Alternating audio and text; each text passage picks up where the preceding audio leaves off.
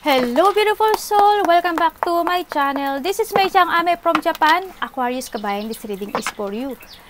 Tao na nakakonect kay Aquarius, hindi ko na ulitin, ay papaliwanag kasi always naman natin itong ginagawa. Tao na nakakonect kay Aquarius, July 2024. Maraming salamat muna sa mga subscriber, new subscriber, cross-watcher, at sa mga bagong pasok dyan. Welcome na welcome kayo sa bahay ni Ate Ay. Maraming salamat din sa nakakataba na puso ninyong mga comment. Dahil halos lahat kayo is resonate. Keep comment lang makabayan ng inyong energy sa iba dyan. Pati pangalan nyo binabasa ko, makukulay yung energy nyo, makaresonate lang kayo sa ating reading. Maraming salamat din sa mga nagpa-personal reading. Kung gusto nyo po, na energy nyo lang talaga ang gusto nyo makuha natin. Nasa baba po ng video na to, all the details para po sa personal reading. No? This is a general reading, kabayan Aquarius, kuhanin mo lang sa'yo at itapon ang hindi naman para sa iyo. Maaring ito is a vice versa, maaring energy mo, energy ng person mo, o energy ng malapit sa puso mo.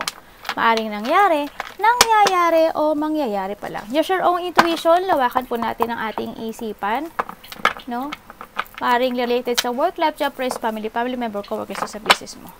Tao na nakakonect kay Aquarius, anong nararamdaman mo kay Aquarius? Please show me. Anong nararamdaman mo kay Aquarius?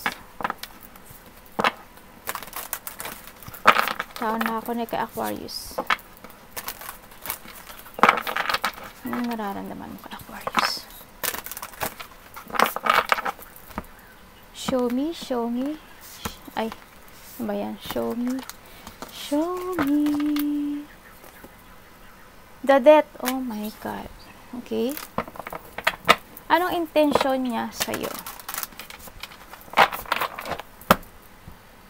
Tao na ako na kay Aquarius. Anong intention niya sa'yo? The Lovers.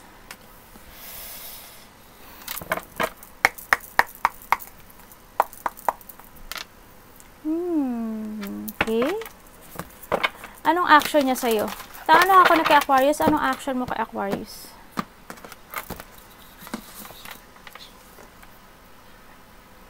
The Nine of Wands. Ingat, Aquarius. Hindi siya totoo. No?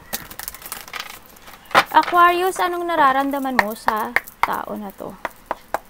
The Nine of Wands, the Lovers, so and the Death. Anong nararamdaman mo, Aquarius, sa tao na to? Please show me. Okay, the Page of Wands. Tama, magkakapareho ng kulay. Okay. What is the blind spot? Anong blind spot sa connection ito? Tingnan natin. Anong blind spot sa connection ito?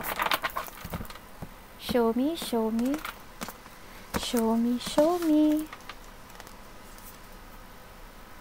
The Empress. Okay.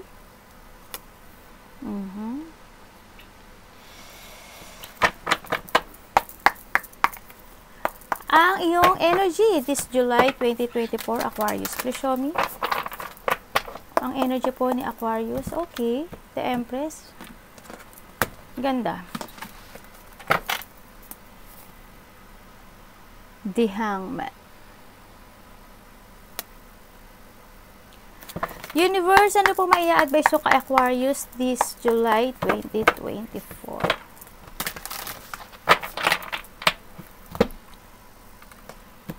Advice po ni Universe, please show me.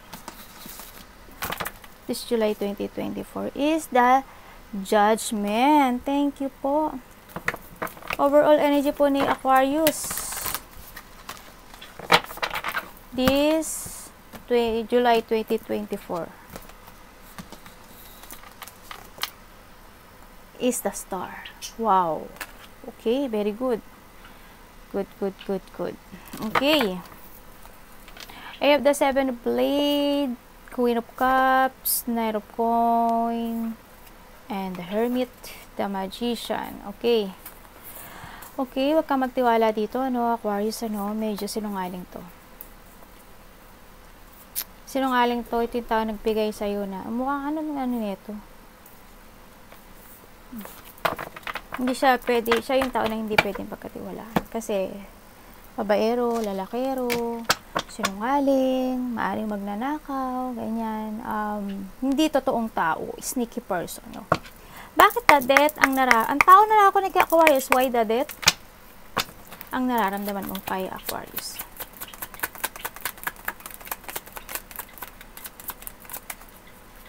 Bakit the death ang nararamdaman mo kay Aquarius? Thank you.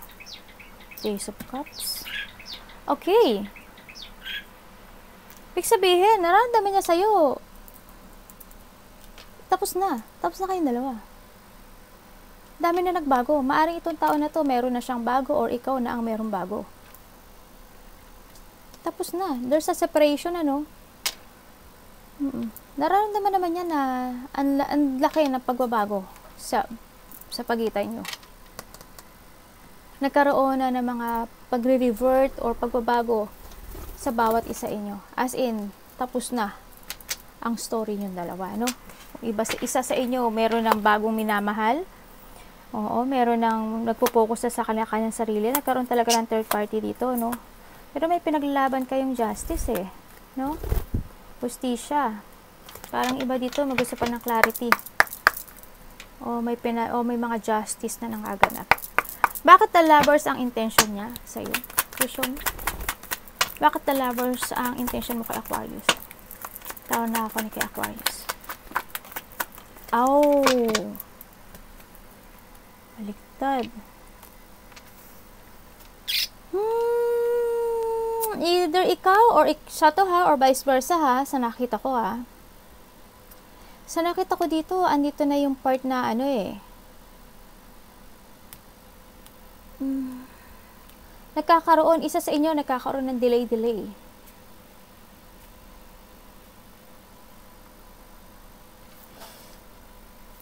May third party. Pero sa nakita ko dito, ano eh. Makikipagkita ata to sa'yo, Aquarius. I don't know why. Siguro dahil may justice kasi, diba? Tapos may nakita akong pera. Dahil ata sa pera. Bakit pinag-aawayan ba kayo dahil sa pera? Hindi ko alam ha. Ganun ang nakikita ko. O may related ang money sa inyo.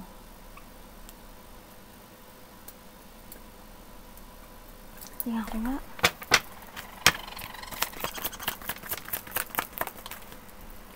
Oo. Parang ano. Bakit na yun ako? Bumabaliktad. Oh my God.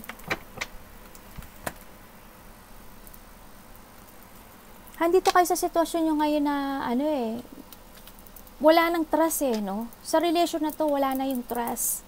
Maaring nagkaroon ng breakup, imbalance. Hindi ko nakikita na compatible kayo kasi magkaiba kayo ng gusto. Tsaka, yun nga, parang mag-uusap na related ang money or kung ano man sa ang related dyan, no, nakita ko, ganun nakikita ko eh. In the past, masaya kayo eh, masaya kayo, ang nakikita ko. Pero hindi ko alam, siguro nagkaroon kasi ng third party, no, pero nakita ko masaya kayo in the past. And then yun nga, yung mga pag-uusapan siguro na related ang money, tsaka naging matagal kayo nito, as in, naging matagal kayo.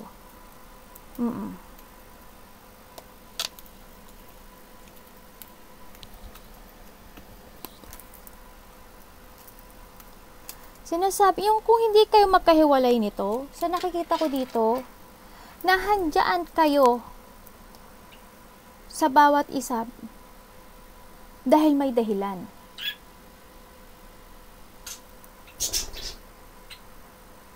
Kumbaga, handun yung, wala yung love eh, walang love. Wala talaga akong love na nakikita. Siguro may iba, may distraction, hindi compatible.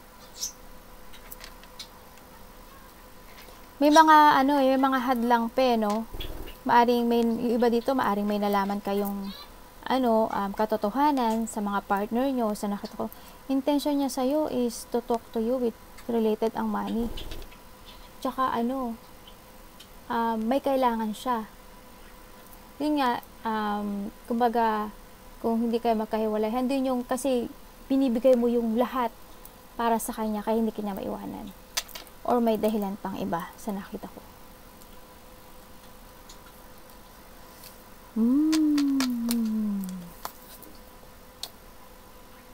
May iba dito. Pero isa sa inyo gusto magkasama hanggang pagtanda. Pero mukhang mala eh. Isa lang sa inyo ang loyal eh, no? Ang naging loyal sa relasyon na to.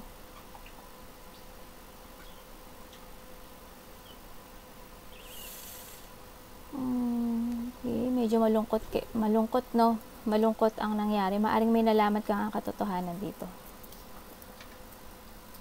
We need to accept. Okay? Tingnan natin. Bakit naman ang action niya sa'yo is the Nine of Wands? Bakit Nine of Wands ang action mo kay Aquarius?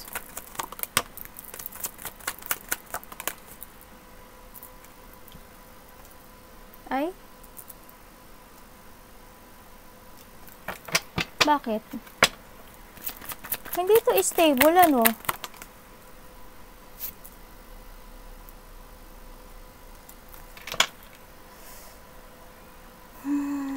Bakit?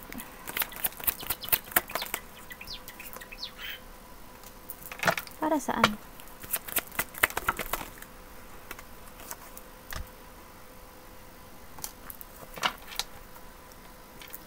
Ang action, nakikita ko dito, itong tao na to, sa nakita ko, hindi ko nakikita na stable. Yes, nagkaroon ng conflict sa inyo. Babalik to. Babaero lang ito. Hot temper kasi siya, no, sa nakita ko dito. May pagbabalik. Yun nga, baka nga dahil sa sa pag may pag-uusapan siguro kayo, or kung hindi man kayo nagkakahiwalay, baka there's something a reason, ano.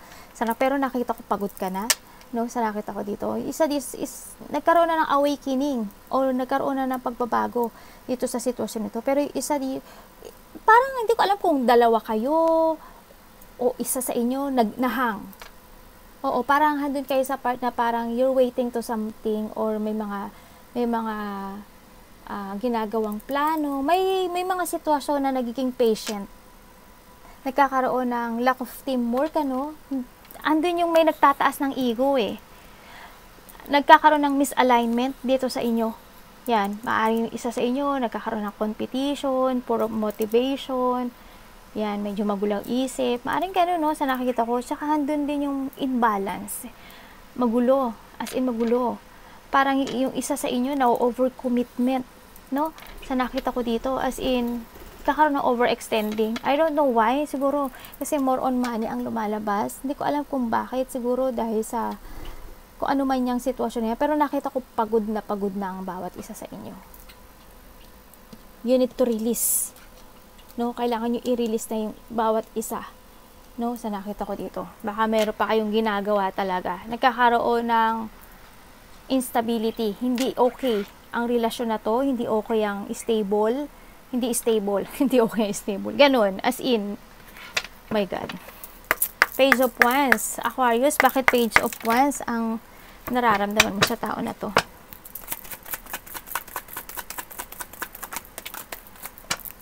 Bakit Page of Wands ang nararamdaman mo sa tao na to?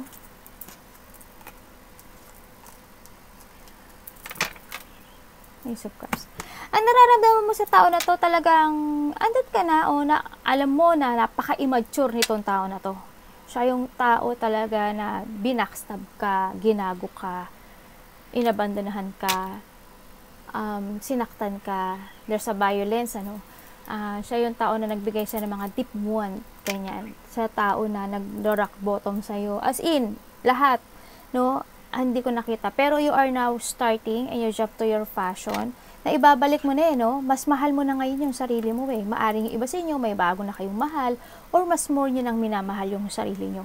Naka-recover ka na eh. Sa nakita ko, naka-recover ka na. Mag-ingat kayo, no? May nakikita ko dito na ano man yun?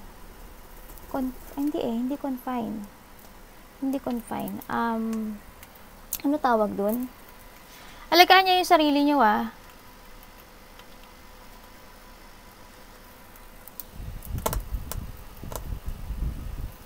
May nakikita kong rehabilitation. Baka ospital nga o rehabilitation. Ingat kayo. Yung nakikita ko nga na gano'n, na you're starting at nag-jump ka na sa passion mo, no? At naibalik mo na yung confidence mo, unti-unti na bumabalik yung tapang mo, yan. Andun na yung nakakaroon na ng bagong kulay, bagong kasiyahan. No, handun na yung gratification, nagkakaroon ng achievement sa'yo, no, sa nakita ko dito. Handun na yung growth. Nakita ko, hindi ko alam kung may nagiging matulungin ka o may tinutulungan ka. Yun ang nakikita ko. Yan. Bumalik na yung power mo actually. Hindi, iba dito, mother emotion sensitivity, ano. And, hindi na yung pride, no? As in, confident. Very good, very good. Very good. It's good, it's good. The Empress, the Empress. Bakit po the Empress ang the blind spot sa connection ito? Bakit po Empress? Bakit po Empress ang blind spot sa connection ito? Thank you.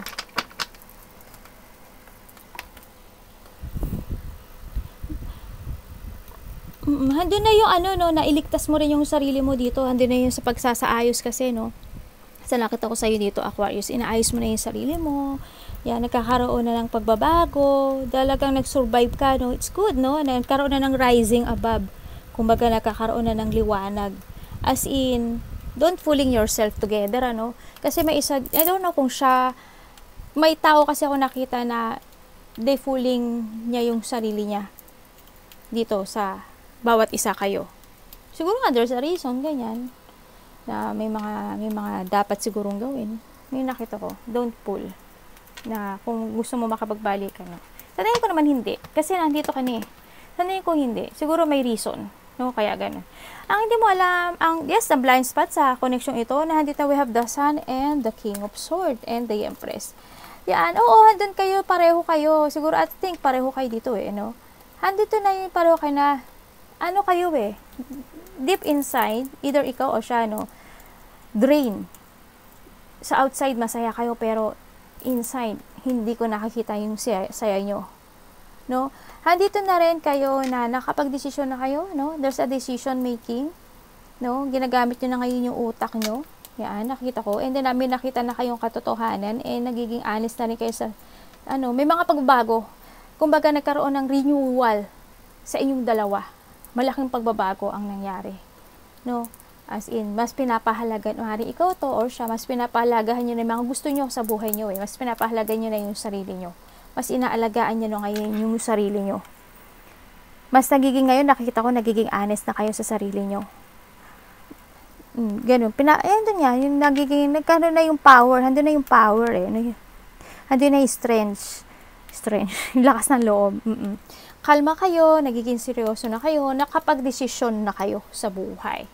Na kailangan nyo nang ibalik ang sigla, ang saya. Positive na yung thinking, no? Yung iba, nakita ko dito, there's a positive thinking, yes. Andun na nagkaroon ng enlightenment, maaaring nagkakaroon, unti-unti na nakakaroon ng katotohanan, nakaka-recover, yan ang nakikita ko. Nagiging open na rin sa iba, no? Sa nakita ko dito. Nagkakaroon ng mga bagong pagpaplano, kumbaga. Yan, masaya na. Nakikita ko yung saya ng aura, no? Sa nakita ko dito. Kahit minsan malungkot, yes, pero handun yung saya. Tingnan natin, bakit the Hangman ang iyong energy this July, Aquarius. Mag-ingat sa mga tao na, yes, there's a bad news. May tao na may bad intention sa'yo, no? Ingat lang, yun ang, you need to abandon it. And then, yun nga, ang nakita ko dito, may mga pagpaplano sa kinabukasan. May mga strategy, nakita ko yung patient mo. Sa ngayon, parang, nag-post, parang nag-stop, parang inactive. Hindi ko alam bakit. Siguro, dito ka pero, hindi pa siya tuloy-tuloy.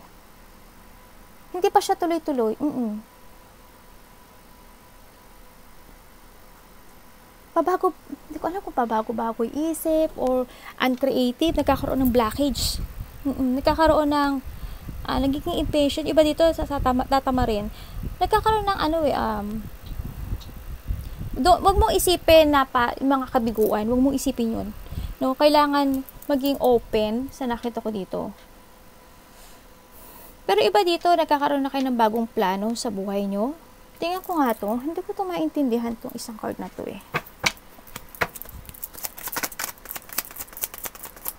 Pero nakikita ko sa'yo, alam mo, Aquarius, wala na yung excitement when it comes sa kanya. Yes.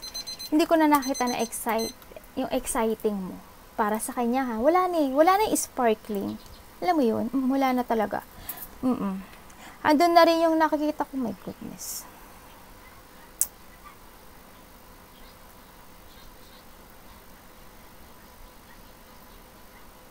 Oh my God.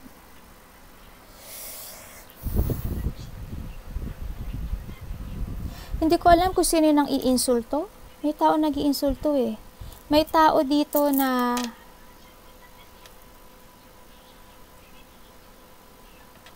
may nakikita ako ano tawag dun? Nasa dulo ng dila ako eh.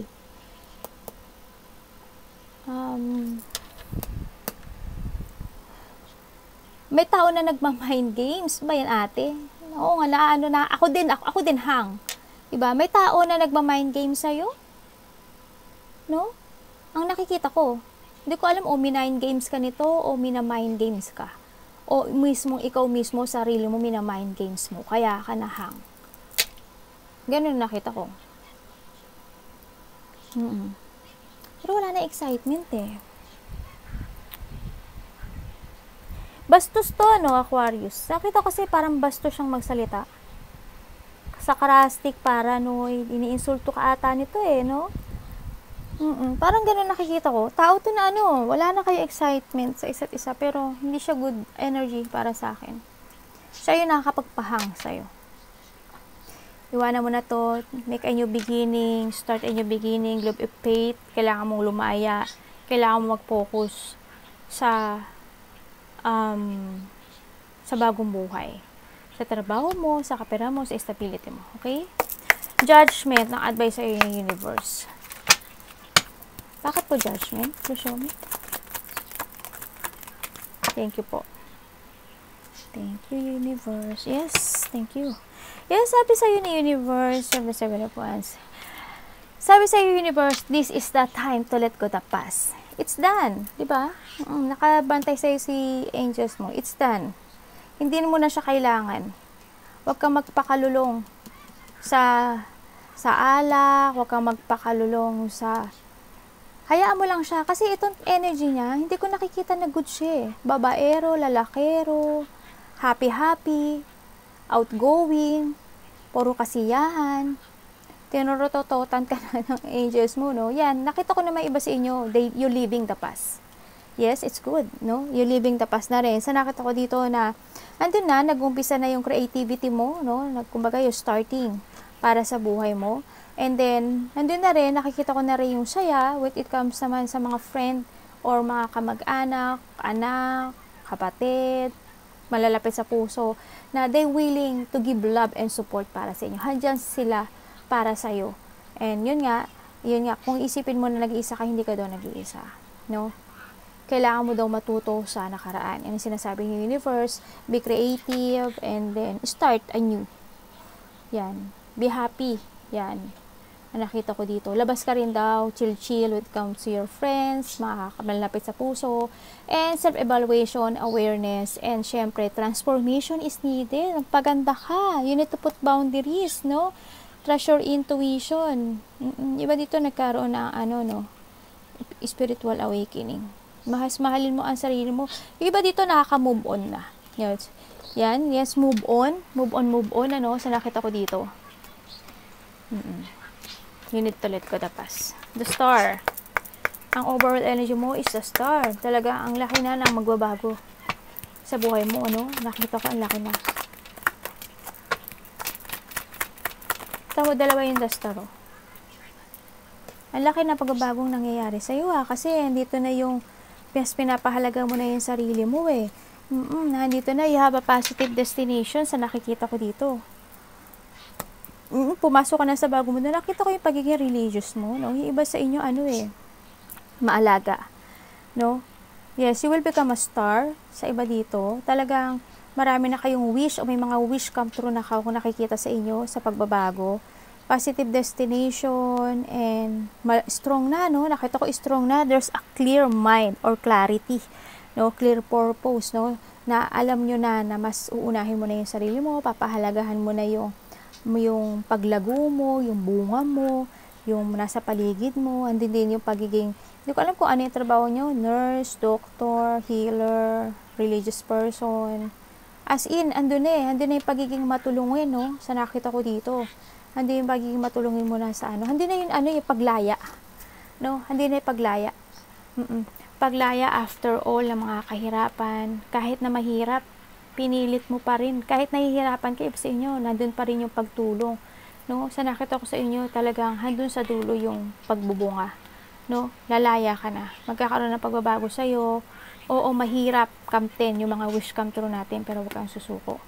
Kasi, andito na yung you are truly blessed talaga kay universe. Magkakaroon daw ng clarity, no? Magkakaroon na ng rebirth at ang laki ng pagbabago mangyayari sa'yo. Ang laki. Sobrang laki. Siyempre, sinasabi rin dito, alagaan mo rin yung sarili mo. Kailangan din ng self-care. Kailangan mo lang din daw ng mental peace, no? Yan, minsan mag-meditate ka, mag-rest ka, nakita ko dito. At kailangan mo na rin i-let go ang nakaraan. Kasi hindi siya makakatulong para sa'yo. This is the time to grow. This is the time to revert. No? Kasi nurturing person ka eh. This is the time to renew. Yan. May abundance ako nakikita sa'yo. Yan. Be creative, happy, and yun nga, pagbabago. No? Pagpapahalaga sa sarili. Arigatou namaste, God bless.